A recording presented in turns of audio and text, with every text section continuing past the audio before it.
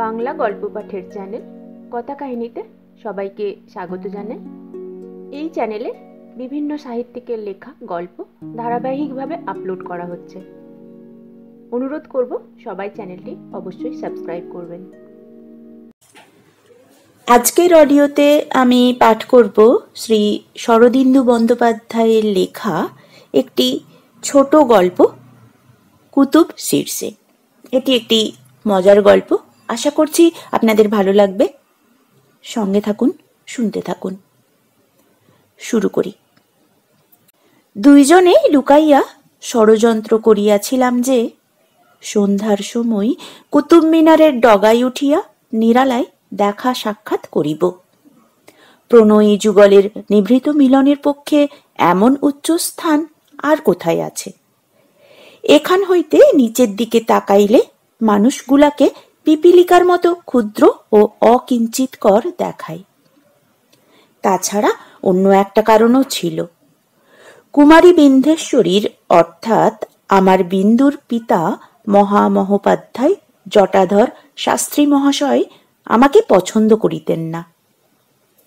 বিন্দুর সহিত বিন্দুর পূজ্যপাদ পিতার এই মতভেদের কারণ আমি নাকি পরিপূর্ণভাবে সাহেব বনিয়া গিয়াছি। মনুষ্যত্ব এবং আরো কয়েকটা সত্য নত্ব আমার একেবারেই লোপ পাইয়াছে।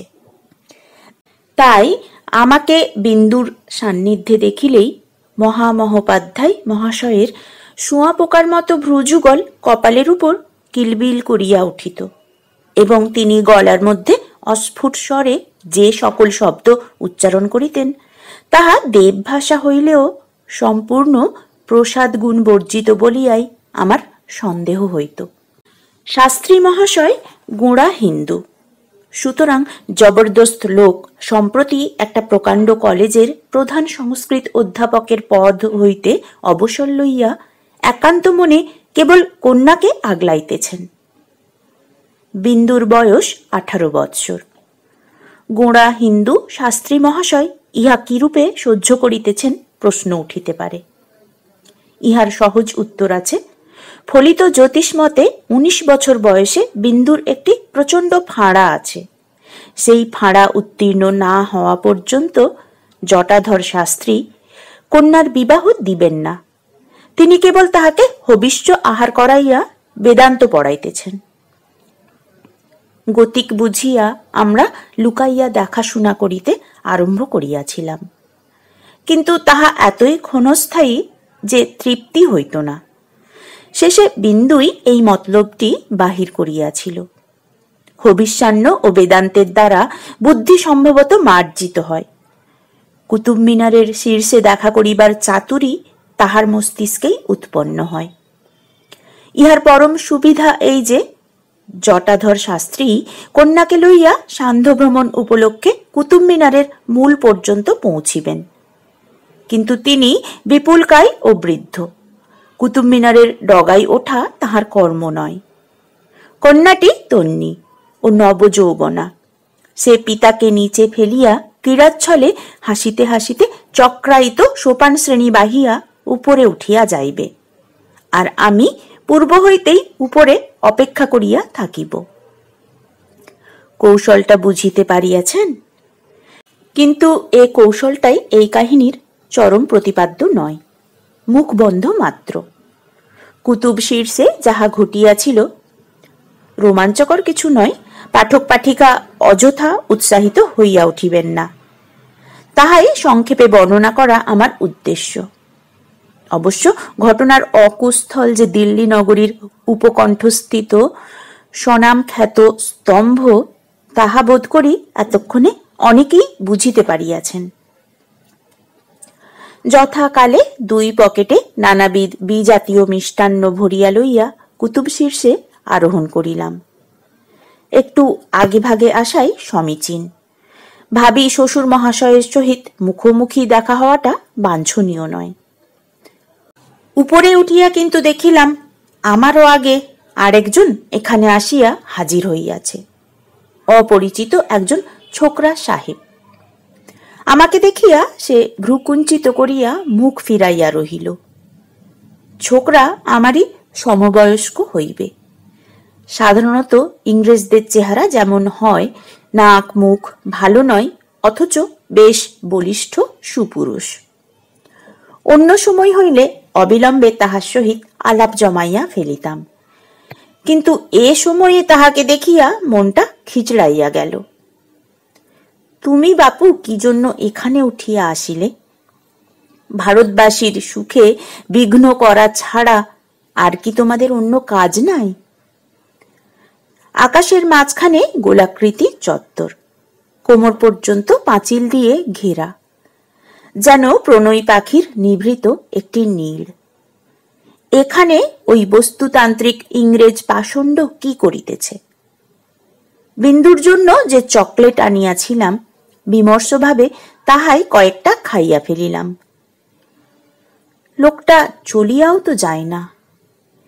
একটু বুদ্ধি থাকিলে আমার অবস্থা বুঝিয়া নিজেই ভদ্রভাবে নামিয়া যাইত, কিন্তু কেবল ষাঁড়ের ডাল না খাইলে বুদ্ধি আসিবে কোথা হইতে?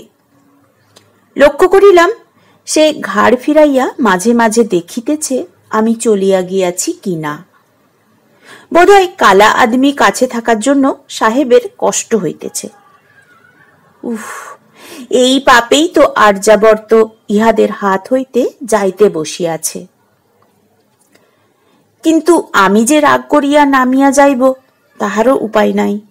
বিন্দু আসিবে। নিচে স্তম্ভের কোটি বেষ্টন করিয়া আরো কয়েকটি রেলিং ঘেরা ব্যালকনি আছে বটে, কিন্তু সেখানে বিন্দুর সহিত একত্র দৃষ্ট হওয়ার সম্ভাবনা বড় বেশি। শাস্ত্রী মহাশয় চক্ষুতে নিয়মিত সর্ষের তৈল প্রয়োগ করিয়া দৃষ্টির তীক্ষ্ণতা অনাবশ্যক বজায় রাখিয়াছেন। সিঁড়ির উপর দ্রুত লঘু পায়ের শব্দ। পরক্ষণেই বিন্দুর কৌতুক হাসি ভরা মুখ। তারপরই বিন্দুর হাসি মিলাইয়া গেল। সে থমকিয়া সাহেবের দিকে কটাক্ষপাত করিয়া বলিল, এ আবার কে? বলিলাম, একটা নৃশংস ইংরেজ। ইচ্ছে হচ্ছে এখান থেকে শটান রেলিং ডিঙিয়ে ওকে তোমার বাবার কাছে পাঠিয়ে দিই। বিষণ্ণভাবে বিন্দু আমার পাশে আসিয়া দাঁড়াইল। দুইজনে শূন্যের পানে তাকাইয়া দাঁড়াইয়া আছি। পকেট হইতে সমস্ত টফি, চকলেট ও ক্যারামেল বাহির করিয়া বিন্দুকে দিলাম। তাহার মুখে হাসি ফুটিল বটে, কিন্তু ম্রিয়মান হাসি। ক্ষুব্ধ মুখে সে টফি চিবাইতে লাগিল। আমি বলিলাম, আজকের দিনটাই বৃথা গেল। বিন্দু বলিল, বাবাকে এদিকে আনতে যে কত কষ্ট পেতে হয়েছে। বুঝিতে পারিলাম পিতৃদেবকে কুতুব মিনারের সন্নিকটে আসিতে রাজি করা বিন্দুর পক্ষে সহজ হয় নাই। এত আয়োজন, এত কৌশল, সব ব্যর্থ। আমি কটমট করিয়া সাহেবের দিকে তাকাইলাম। এই সময় সাহেব একবার ঘাড় বাঁকাইয়া আমাদের দিকে চাহিয়াই আবার মুখ ফিরাইল। বিন্দু এতক্ষণ তাহার মুখ দেখে নাই। এখন ফিসফিস করিয়া বলিল, লোকটাকে কোথায় যেন দেখেছি। মনে পড়েছে, এই ছোঁড়াই ফ্যানির পেছনে পেছনে ঘুরে বেড়ায়। জিজ্ঞাসা করিলাম, ফ্যানি কে? আমাদের বাগানের পাঁচিলের ওপারে একজন ফৌজি সাহেব থাকে, দেখনি? ফ্যানি তারই মেয়ে। এর সঙ্গে তার। তা এখানে কেন? ফ্যানির কাছে গেলেই তো পারে। ফ্যানির কাছে কেন যাইতেছে না, এই সমস্যা লইয়া কিছুক্ষণ তিক্ত মনে গবেষণা করিলাম। ফ্যানি সম্ভবত উহাকে তাড়াইয়া দিয়াছে, ঠিকই করিয়াছে।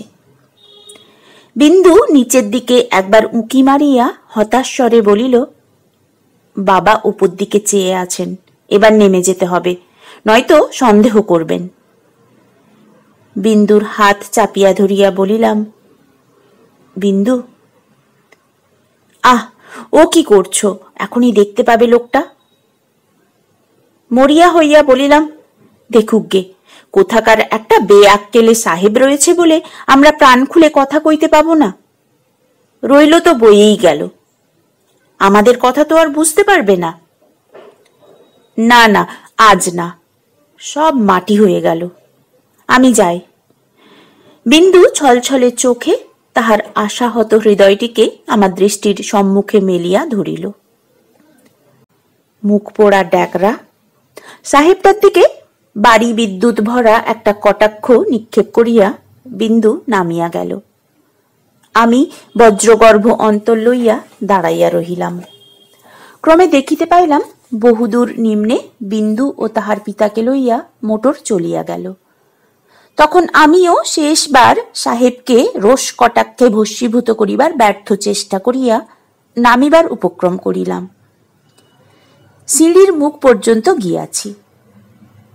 মশাই, শুনুন। পশ্চাতে শুলবিদ্ধবৎ ফিরিলাম। সাহেব হাত জোড় করিয়া সলজ্জ স্মিত মুখে দাঁড়াইয়া আছে। পরিষ্কার বাংলায় বলিল, আমায় মাফ করতে হবে। কিছুক্ষণ হতভম্ব থাকিয়া বলিলাম, কি ভয়ানক! অর্থাৎ আপনি বাংলা বলছেন যে? মানে তবে কি আপনি ইংরেজ নয়?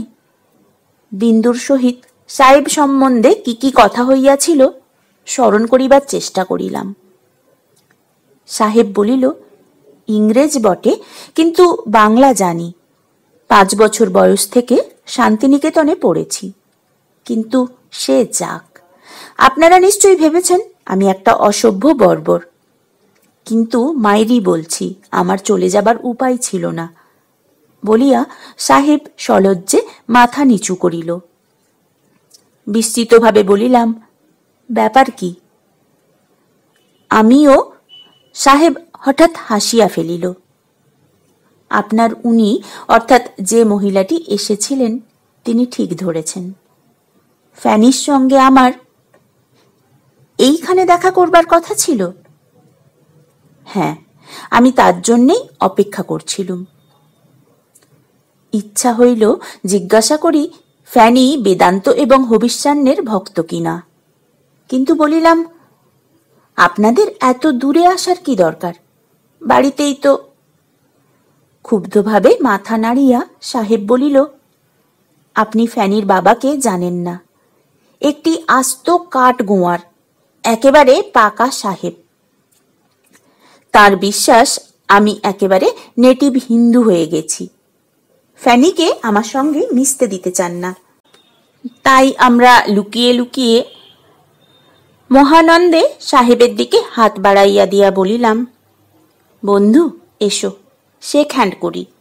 আর যদি দেশি মতে কোলাকুলি করতে চাও তাতেও আপত্তি নেই।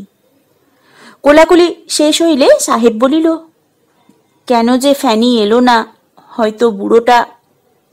এমন সময় সিঁড়িতে দ্রুত লঘু জুতার খুটখুট শব্দ।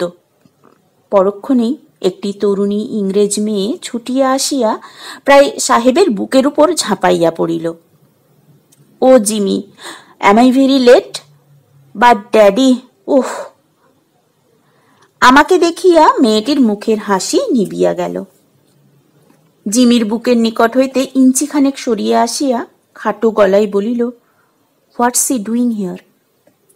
জিমি অপ্রস্তুতভাবে আমার পানে চাহিয়া হাসিল। আমি বলিলাম, জিমি, চললুম ভাই, আর থাকছি না। তোমাদের মিলন মধুময় হোক। কুতুব শীর্ষ হইতে ধীরে ধীরে নামিয়া গেলাম। শ্রী শরদিন্দু বন্দ্যোপাধ্যায়ের লেখা ছোট গল্প কুতুব শীর্ষের পাঠ এখানেই শেষ হলো। পরের অডিওতে নতুন গল্প নিয়ে ফিরে আসব। সঙ্গে থাকুন। ধন্যবাদ।